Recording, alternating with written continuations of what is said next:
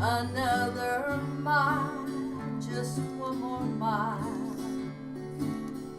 I'm tired of walking all alone. Lord, help me smile.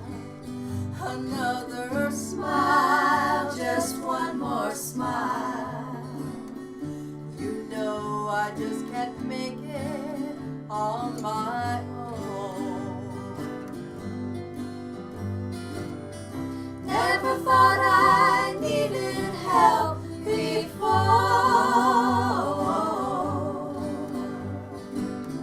I thought that I could get by myself. Now I know I just can't take it anymore. With a humble heart on bended knees, I'm begging you, please help me. Come down from your golden throne to me, lonely me. I need to feel the touch of your tender kiss. Remove these chains of darkness and let me see just where I fit in your master plan. Never thought I needed help before.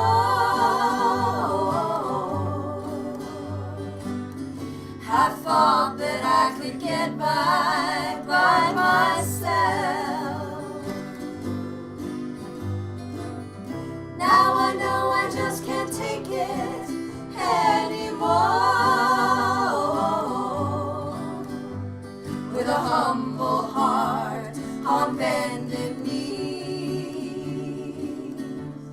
I'm begging you, please help me. With a humble heart on bended knees,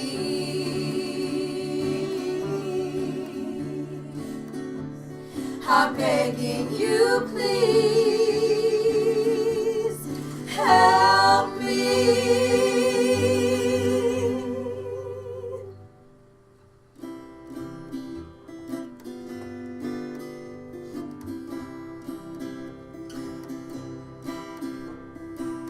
What a friend we have in Jesus. All our sins and griefs He bears. And what a privilege to carry everything to God in prayer. Oh, what peace we often forfeit. Oh, what needless pain we bear. All because we do not carry everything to God in prayer.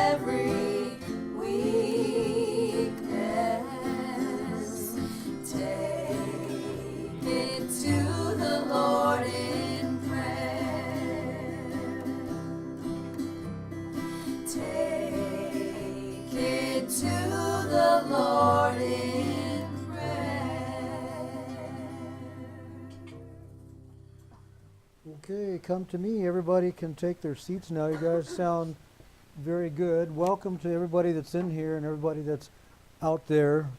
This is the Children of the Free Church Ministry. You can catch us. We gather live here every Sunday evening at 8 Mountain Standard Time on the childrenofthefree.com site. You can catch reruns on YouTube and on Facebook.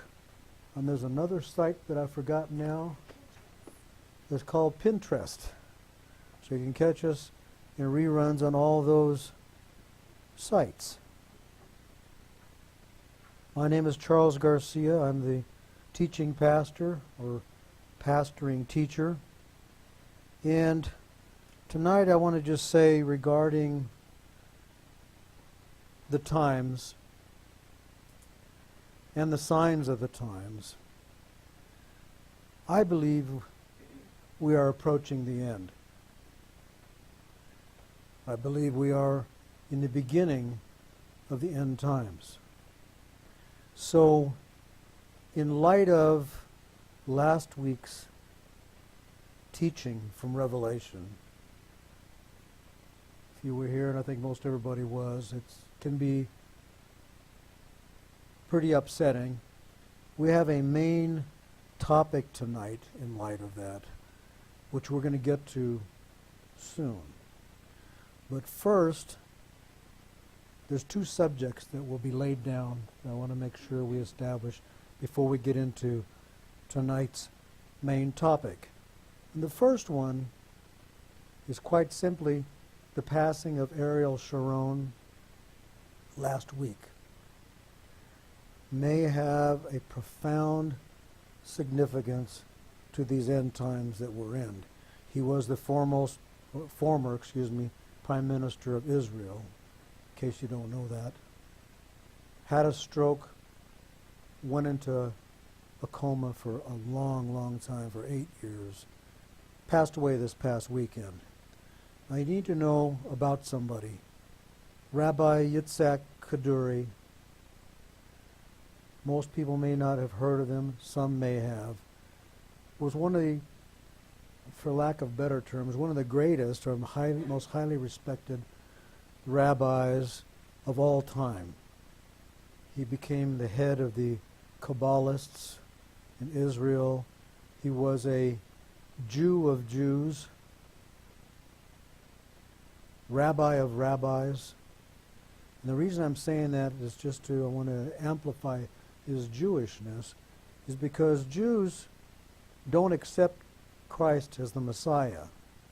You must know that. If you don't know that, I'm telling you that now.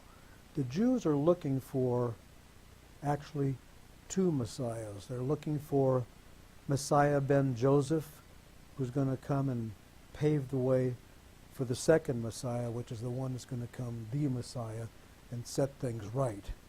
And they refer to him as Messiah ben David. That's the one to come. Now, this rabbi that I was telling you about, Rabbi Kaduri, I'm going to read you some stuff of an article about him in a minute.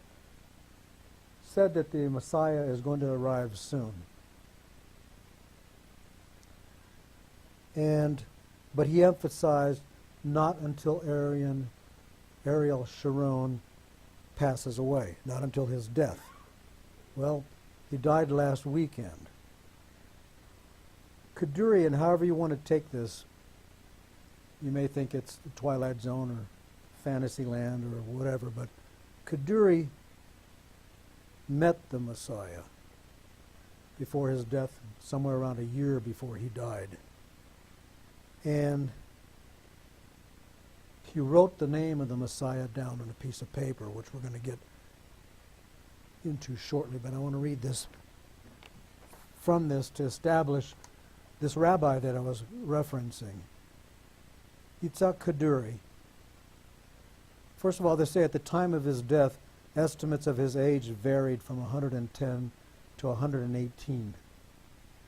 his birth year is still disputed. I think most authorities nowadays are saying 108 years, but he might have been as old as 110 or 118. He died, I believe, in 2006. He was a student of the Kabbalah and of the Torah, and it was an event that happened. Now, mind you, we're in 2014 right now. In 1934, which is about 80 years ago, he was a rabbi then, Rabbi Kaduri, in 1934, and his family moved to the old city, Jerusalem, where the Porat Yosef Yeshiva gave him an apartment nearby with a job. His job was binding the yeshiva's books and copying over rare manuscripts in the yeshiva's library. The books remained in the yeshiva's library, while the copies of the manuscripts were stored in Rabbi Kaduri's personal library, and that's the rabbi we're talking about tonight. But listen to this, show you the kind of person he was and his capabilities.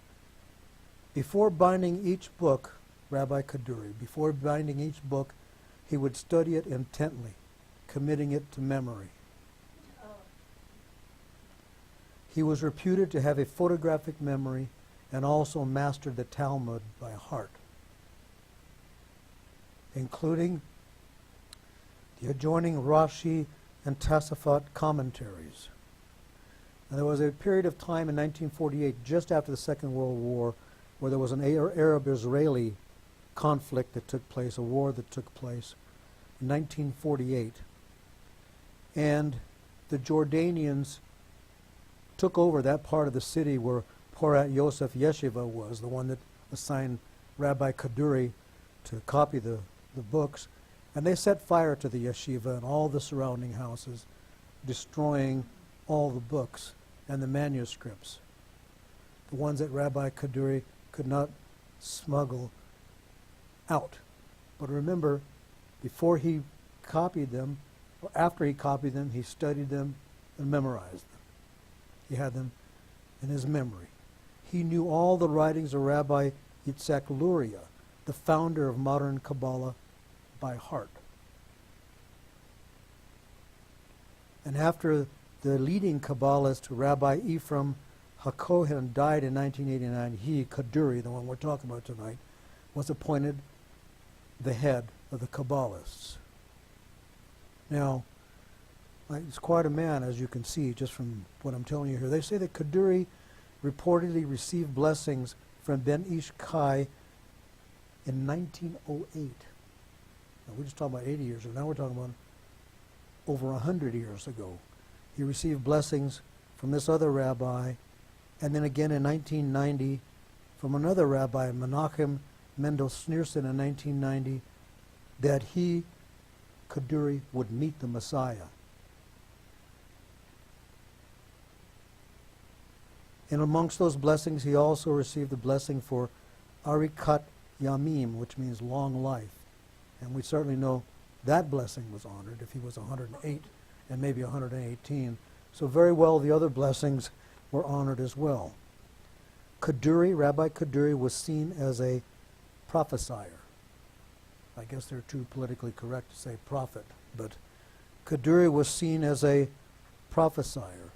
And in late 2004, he said that great tragedies in the world are foreseen. 2 weeks before the Indian Ocean earthquake and the tsunami that happened there.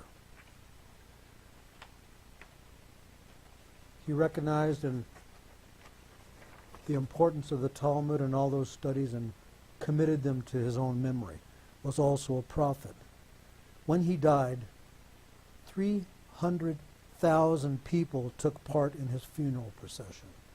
That's how important he was. I had heard the name. I didn't know much about him, I have to confess, but there's probably a lot of you out there who don't have any idea who I'm talking about. Well, now you do. Before his death, Rabbi Kaduri said that he expected the Jewish Messiah to arrive soon, and that he had met him a year earlier. When he met him, he wrote something down on a piece of paper. Kaduri did, Rabbi Kaduri, and gave instructions that the paper was not to be opened and read until a year after his death, after Rabbi Kaduri's death. And after he had been dead for a year, the appropriate period of time had passed, the note was opened. And the followers found it to read, and then it has Jewish writing here, but it says the translation of the Jewish writing is this, quote, "He will raise the people and confirm that his word and law are standing." That means in existence. The acronym from the Jewish of that phrase is Yahashua. Well, that's the name this rabbi of rabbi, a Jew of Jews, said is the Messiah that he met, that is arriving soon, but not before Ariel Sharon dies, and he just died last week. Now, Yahashua, I'll just give you a little side lesson here. God has names, and his names are all preceded by Jehovah, Jehovah Rophi, Jehovah Shalom. He has a name, Jehovah Ashua, which means the Lord our helper. And a contraction of that Jehovah Ashua is Jehoshua, or in this pronunciation, Yahashua, which is what he said here. Contracted even further is the name Joshua, the Hebrew name Joshua. The Hebrew name Joshua is the cognate of the Greek name Jesus. So that's the name he wrote down as the Messiah he met, who's arriving soon. Now, that's one thing we had to lay down tonight and establish before the final teaching of the main message tonight. The second thing I need to lay down and establish is the importance of God's wrath toward sin in his plan for the ages.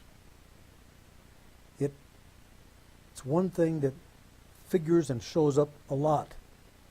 His wrath for sin, and is to be poured out big time in the great tribulation which is to come. Now, God teaches by action. He teaches by symbols. He teaches by types. In the Old Testament, Moses was leading the Israelites, the ancient Hebrews, after they came out of Egypt in the wilderness. God was punishing them. They were going to wander in the wilderness for 40 years before they were delivered to the promised land by Moses. Well, they're wandering out in the wilderness. Moses is leading them. And at a point in time, they run out of sustenance. They run out of their food. They run out of their water. And it's typical of these people, or all people really, they start complaining. Would that we had stayed in Egypt and died there. Why did we leave Egypt and the leeks and garlic and all that to die in the wilderness, into that stuff you may be familiar with, probably are familiar with. They went into that big time. So much so that Moses, their leader, became extremely angry with wrath. And God, who's witnessing this, also became extremely angry with wrath. And he told Moses, the leader of the people, he said, in essence, take thy staff and strike the rock. Anger and wrath. I want you to notice something. He didn't say, Moses, go find a rock and strike it. Or he didn't say, go strike a rock, just any rock. He said, strike the rock. There's a sidebar in here tonight, which we're not going to go into in depth, but I just want to mention to you, there's good, sound scholarship to suggest that there was a rock that they were carrying with them in the wilderness. And it was none other than the rock that Jacob anointed and named Bethel, which means the house of God, and slept on it for a pillow earlier. They were carrying this stone in the wilderness. It happens to be the same stone that they carried throughout the wilderness and has been preserved and sacredly protected since those days. Actually is sitting under the coronation throne in Westminster Abbey in Britain. And all the ancient Hebrew and Israelite kings, all the way up through history, to the kings of ancient Ireland and the kings of ancient Scotland have been crowned on this stone, this very stone. Even today, it has an unknown alloy metal rings that are embedded in this stone for carrying on a pole or on poles. And where the poles would go, that stone is worn out from long travel. It wasn't carved out, it's worn out. Well, not to get too much sidebarred, there was the stone that the Israelites were carrying, and God told Moses, take your staff and go and strike the stone, and because of the wrath against the people. And Moses went and did it. Remember, God teaches in types. And Moses struck that rock. And when he struck it, out of the rock gushed cool, clear, sweet, fresh, life-giving water. Came out of that rock that he struck. Saved them. There was a type here that was going on. The rock, which was representative, a type of Christ, struck in wrath, gave life. And this type of Christ is that the giving of life to us by taking God's wrath on himself, which is he did centuries later in real life. That was the type that was being taught there in the wilderness by God through Moses to the people and down through the centuries to us. Well, there was a movie we saw once, I think it was The Birdman of Alcatraz, where it says the public's memory is short. Well, the Jewish public, or not Jewish, they weren't Jews yet, the Hebrew memory was short, because after a while, the same event repeated itself again, where they ran out of sustenance, and they ran out of food, and ran out of water, and they started going into their complaints again. Would that we had died in the land of Egypt and all that stuff.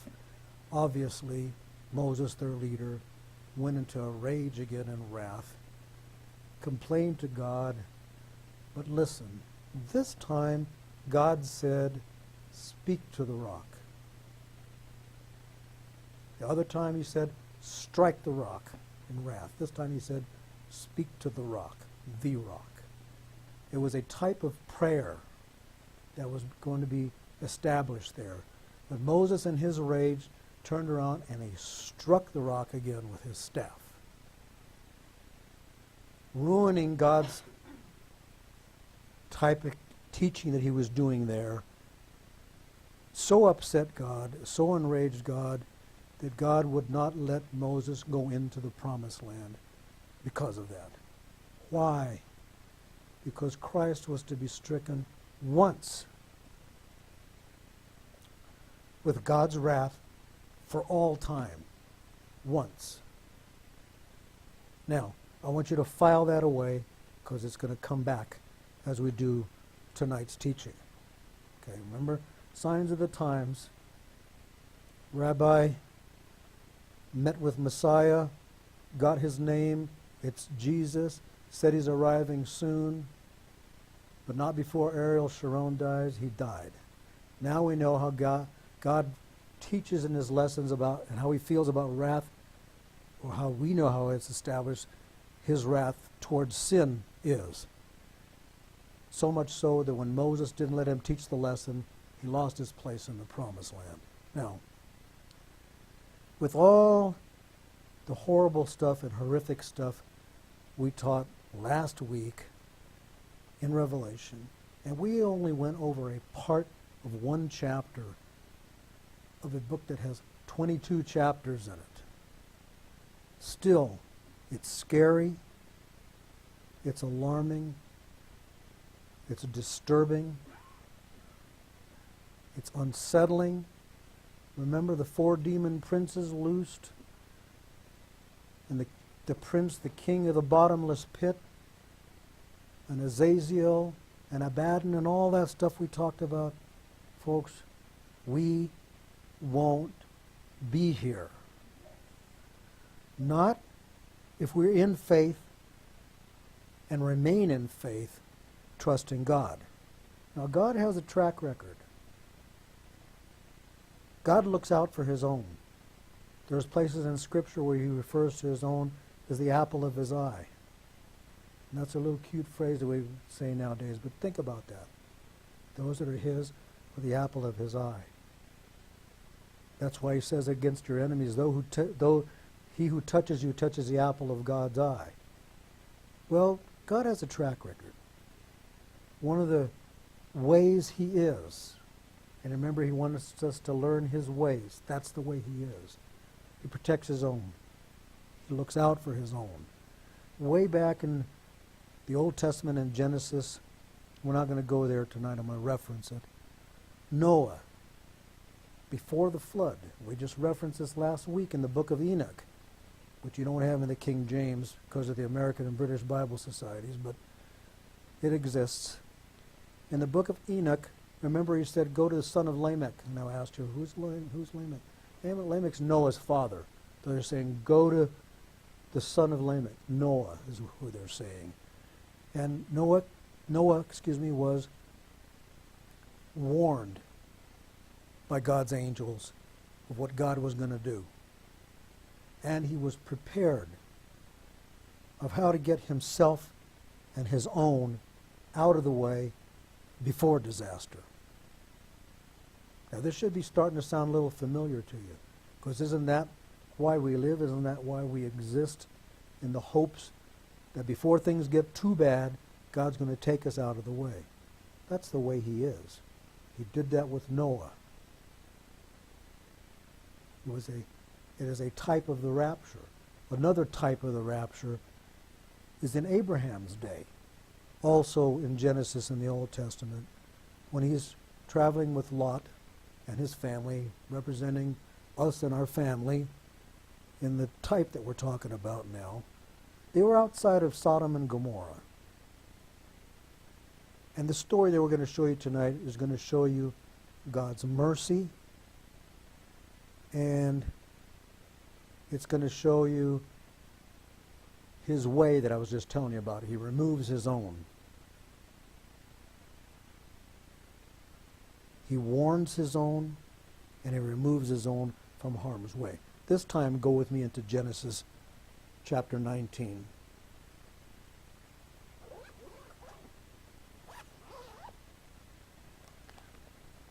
Genesis, first book in the Bible, chapter 19. They're outside of Sodom and Gomorrah, Abraham and Lot and their families.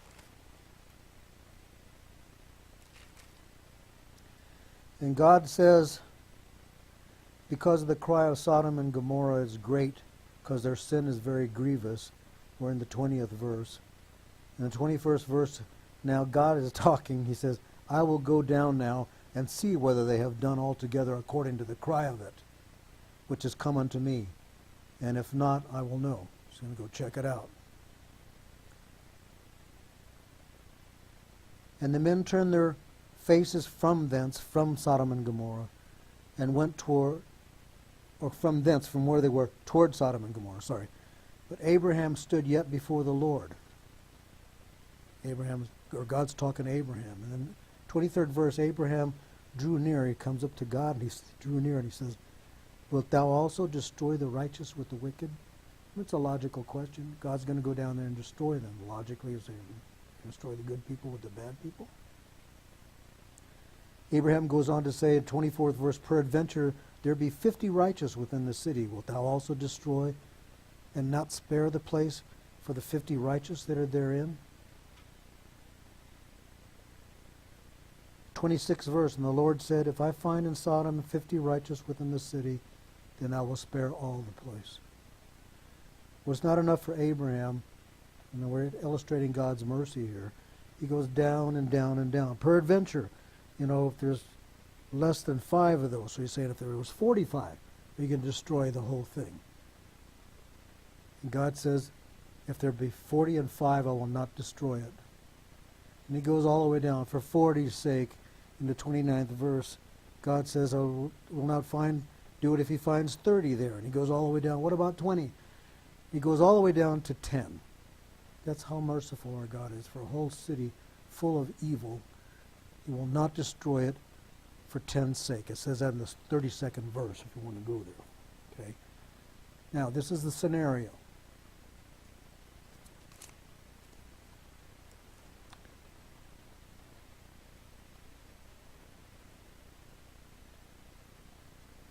I've got to find a place here because there's some angels are going to show up here and talk to Abraham. Well, the beginning of the 19th verse. I'm sorry, I went to the 18th verse, guys. You caught that, right? That was out of the 18th chapter. Now we're in the 19th chapter. And there came 2 angels to Sodom at the evening time. And Lot sat in the gate of Sodom, and Lot, seeing them, rose up to meet them, and he bowed himself with his face toward the ground. And he said, Behold now, my lords, turn in, I pray you, into your servant's house, and tarry all night, and wash your feet, and rise up early, and go your ways. And they said, No, but we will abide in the street all night. These are angels. Because later on it's going to get confusing. They're going to refer to them as men, but they're angels.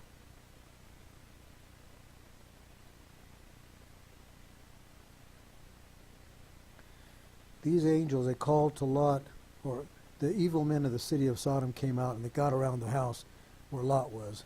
And they called Lot and said to him, Where are the men which came into thee this night? Bring them out to us, that we may know them. Okay. We all know what that means. And Lot said, I pray you, brethren, do not so wickedly. And he goes back and forth with them. As it turns out,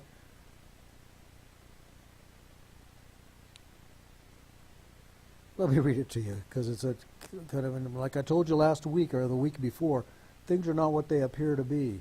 You know, you can't look at God through human's eyes. He's not human. Do not so wickedly. Behold, I have 2 daughters which have not known man. Let me, I pray you, bring them out to you, that you do with them what's good in your eyes. Only unto these men, which were angels, do nothing. For therefore they came under the shadow of my roof. They're under his protection.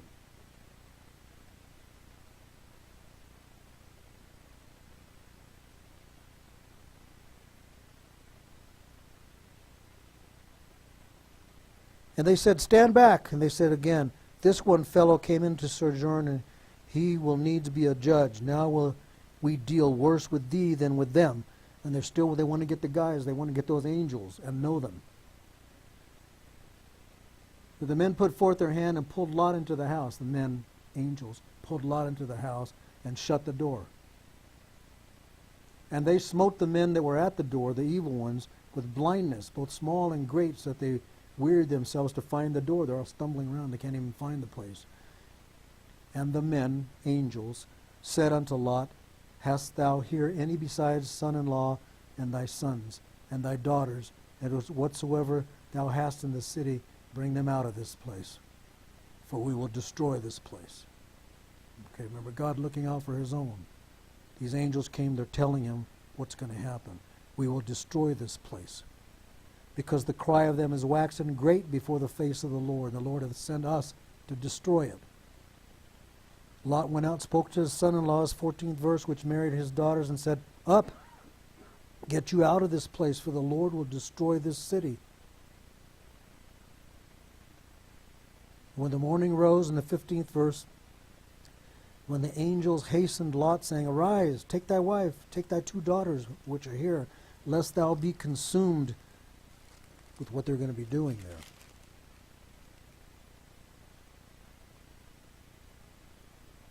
17th verse. What's the point here?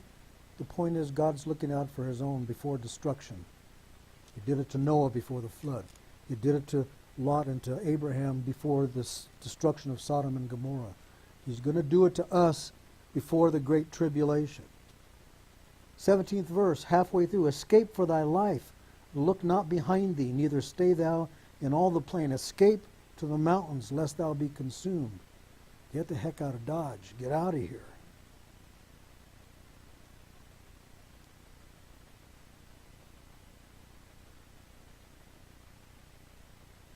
And Lot said unto them, Oh, not so, my Lord. Behold, now thy servant has found grace in thy sight, and thou hast magnified thy mercy, which we showed you, which thou hast showed unto me in saving my life. I cannot escape to the mountains, lest some evil take me and I die. Behold, now this city is near to thee, is near to flee unto, and is a little one. Let me escape thither to some other city. Is not this little one my soul shall live? And he said unto him, See, I have accepted thee concerning this thing, also that I will not overthrow this city for which thou hast spoken. So God's going the extra mile, not going to destroy this other city. Haste thee, escape thither, for I cannot do anything till thou come thither. The angels and God are not going to do anything till he gets out of there. And first he told him, don't even be anywhere on the plain. And he said, what about this little city? I can go there. And God said, okay, go there, but go now, quick, before I destroy everything. And God did it.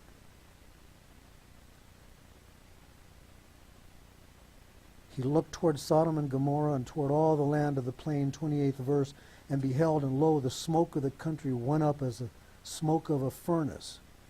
And it came to pass when God destroyed the cities of the plain, that God remembered Abraham and sent Lot out of the midst of the overthrow when he overthrew the cities in which Lot dwelt. So he's telling you here, he remembered Abraham and Lot, and he got them out of there before he destroyed it. Again, that's his way. That's his track record. That's what he does.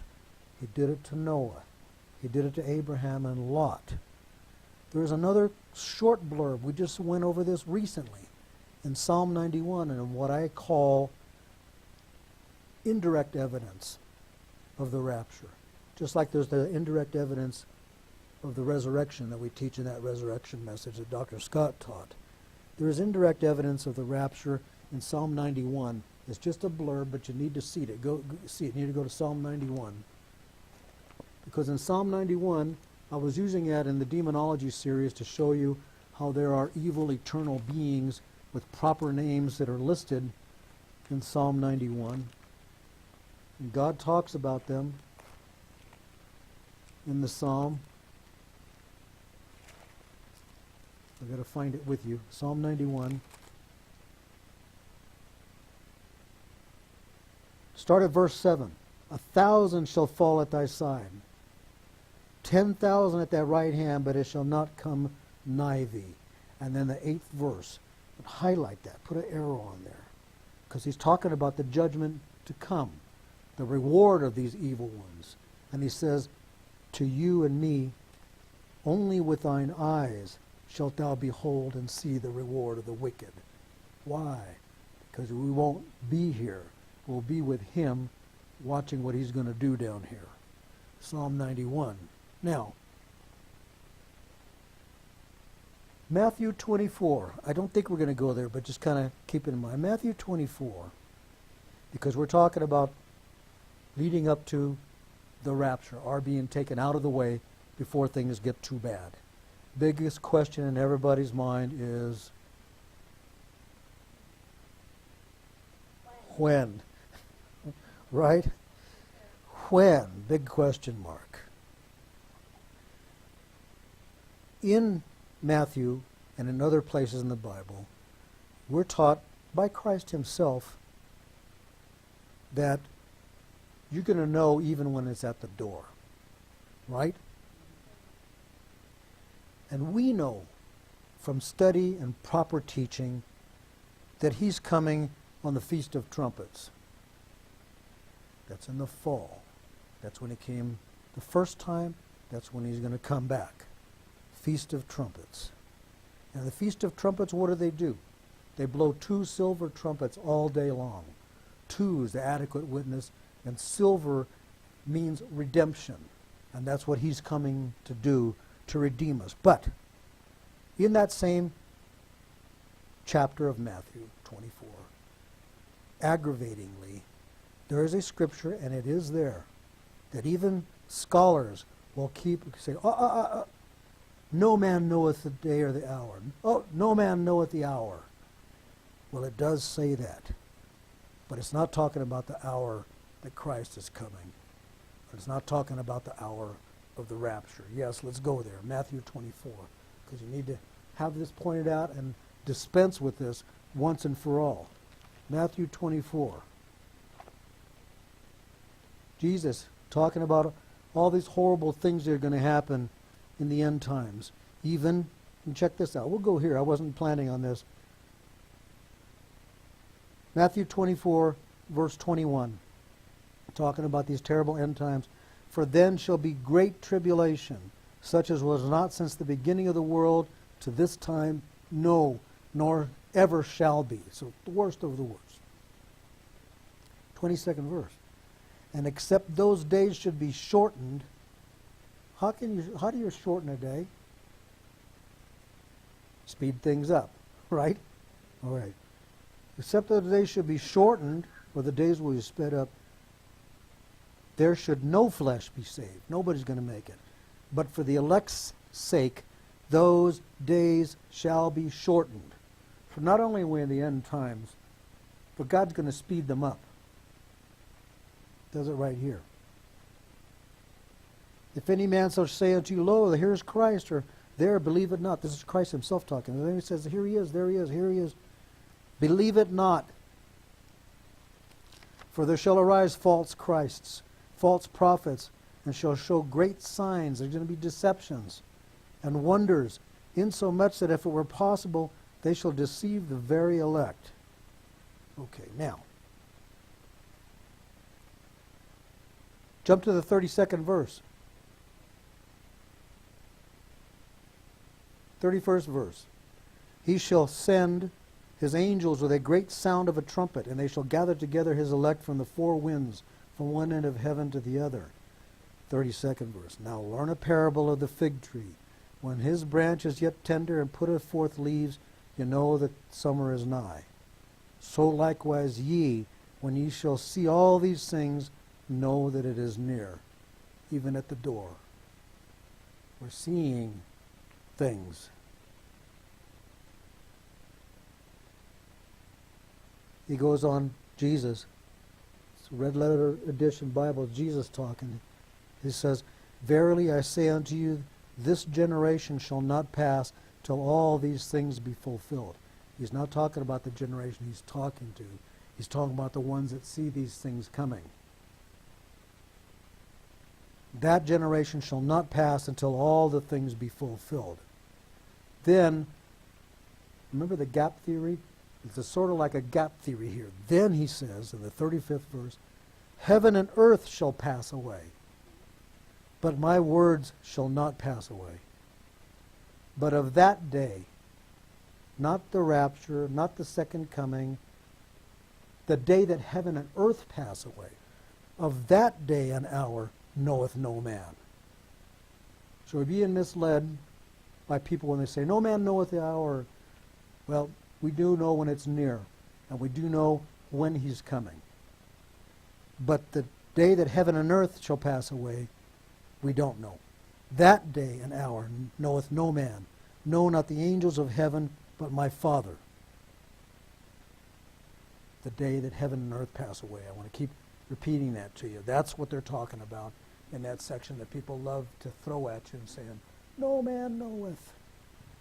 Well, you're going to find out evidence that those that are well taught do know what's going on. We're going to get there tonight. I want you to go with me to 1 Thessalonians. Little book in the New Testament. Easy to pass up. I want a show of hands when you get there, because we're going to strike this message home. All that stuff in Revelations, the tribulation, the great tribulation, that we're not going to be here for. Are we there? Thessalonians, 1 Thessalonians.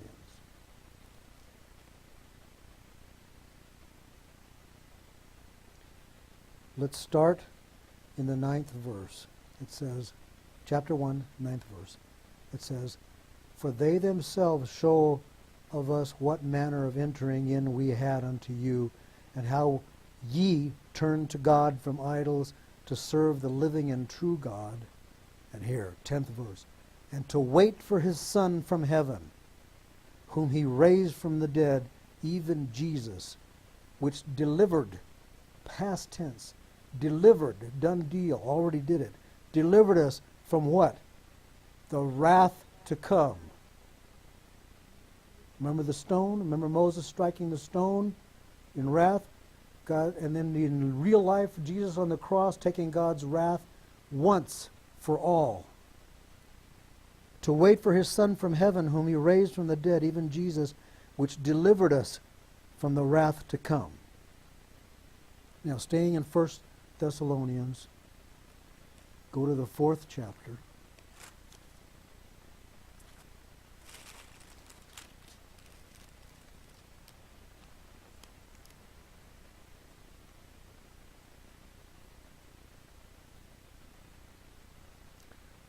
Verse. Paul says this in other places. We taught from it in Romans on a different subject. But 13th verse, he says, "But I would not have you be ignorant, brethren," the people that he's talking to, "concerning them which are asleep, those that are dead, that ye sorrow not, even as others which have no hope.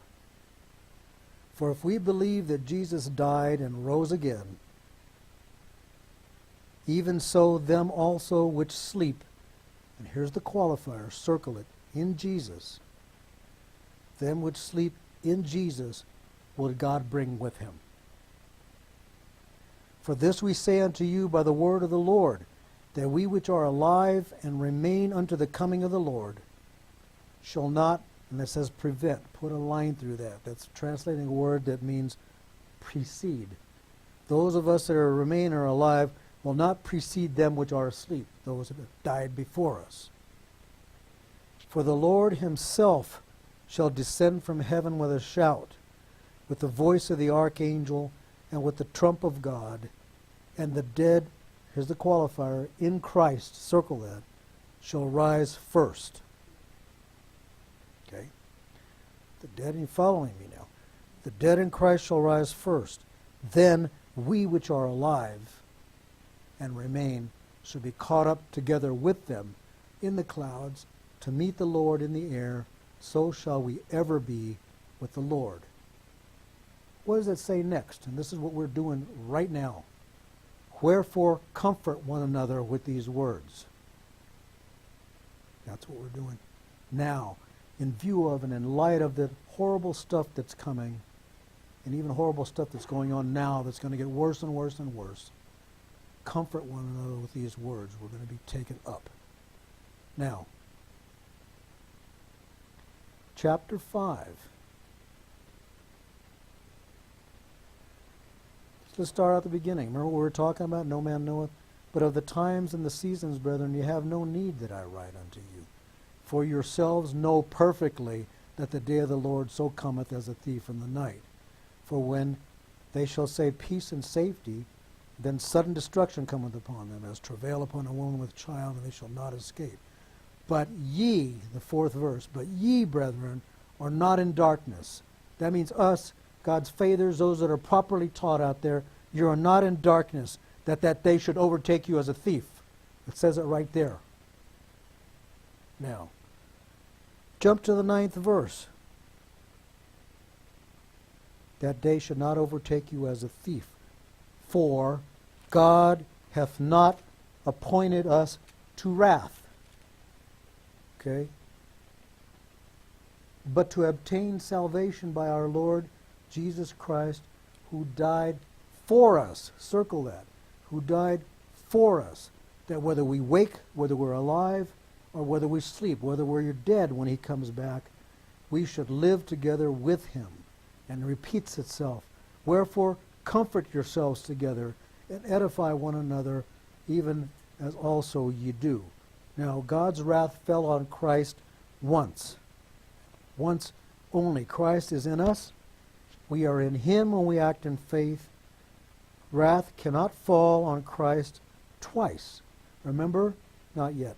Moses struck back, or he struck the rock, twice. That was the type of Christ, and he lost the promised land over that. Now we're going to jump right over into Thessalonians, 2 Thessalonians, and then wrap this up. Thessalonians 2. Same subject. God's track record, God's way to protect his own, to take the apples of his eye out of the way. Chapter 2. Now we beseech you, brethren. This is Apostle Paul, sent one by God, who wrote 2/3 of the New Testament. Now we beseech you, brethren, by the coming of our Lord Jesus Christ, and by our gathering together unto him. Gathering together is translating a phrase that's better said, being caught up. What does that sound like to you? Or being caught up. Our gathering together unto him, that ye be not soon shaken in mind, or be troubled, neither by spirit, nor by word, nor by letter as from us, as that the day of Christ is at hand. Let no man deceive you by any means, for that day shall not come. You hear what I'm saying? That day shall not come, except there come a falling away or a catching away first. It says it first right there. Circle that. Underline it. And that man of sin, the Antichrist, be revealed, the son of perdition. In case you don't know who they're talking about, it says, who opposeth and exalteth himself above all that is called God, that is worshipped, say he as God sitteth in the temple of God, showing himself that he is God. Remember ye not that when I was yet with you, I told you these things? And now ye know what withholdeth. Or you should say, who withholdeth. Who's holding it back? What's holding it back? That he, the Antichrist, might be revealed in his time. It's the saints. For the mystery of iniquity doth already work. We're already getting things for the mark of the beast. They're already, the computer is the devil, as what's his name, Adam Sandler would say. The mystery of iniquity doth already work. It's already going. Only he who now letteth, mistranslation, letteth is the Old English word which means to prevent, not to let, okay, or restrain. Only he who now restrains will restrain until he be taken out of the way. And then, circle that, and then shall that wicked one be revealed, whom the Lord shall consume with the spirit of his mouth and shall destroy with the brightness of his coming. None other than Antichrist himself. Even him whose coming is after the working of Satan, with all power and signs and lying wonders.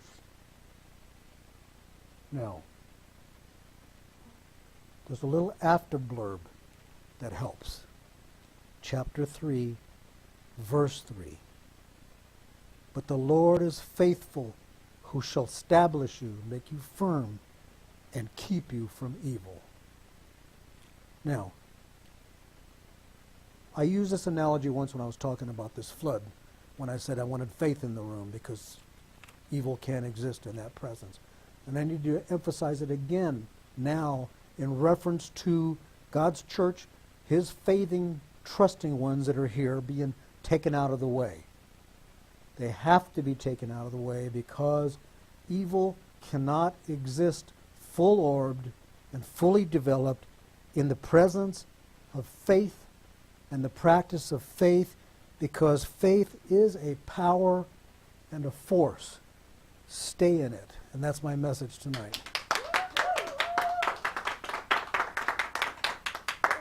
And it's offering time.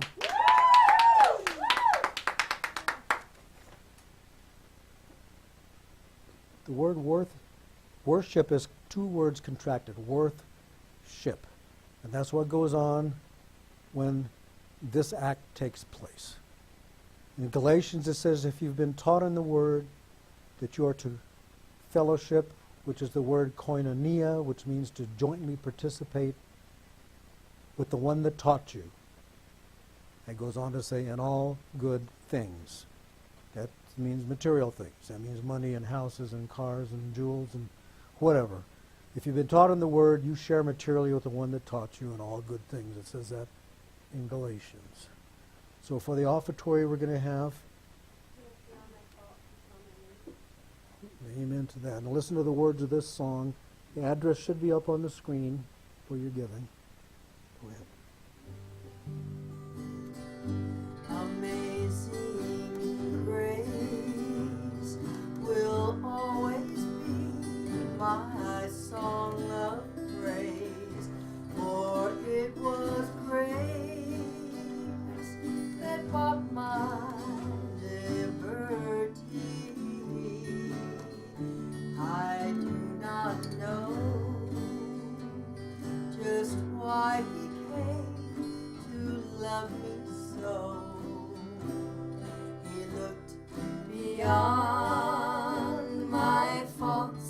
and saw my needs. I shall forever lift mine eyes to Calvary, to view the cross where Jesus died for me. How marvelous the grace that caught my falling soul. He looked beyond my faults and saw my needs. If not for grace, my soul would be a drifting ship, with no safe harbor from the angry wave. But Calvary's cross shines brightly through the darkest storm, and just in time His mercy rescued me. I shall forever lift mine eyes to Calvary, to view the cross where Jesus died for me. How marvelous the grace that caught my falling soul. He looked beyond my faults and saw my needs. He looked beyond my faults and saw my needs.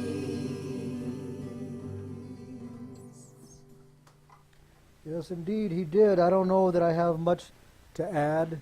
There shouldn't be much doubt in your minds after tonight's teaching that we are not meant to be here when Antichrist comes on the scene or when the Great Tribulation comes on the scene. And you know why. This power of faith is keeping the Antichrist back and will keep him back until God comes and takes us out of the way. Glory be to God. And let's sing our theme song. Well, I searched and I searched for a road that led to glory. I wondered if I'd ever find my way.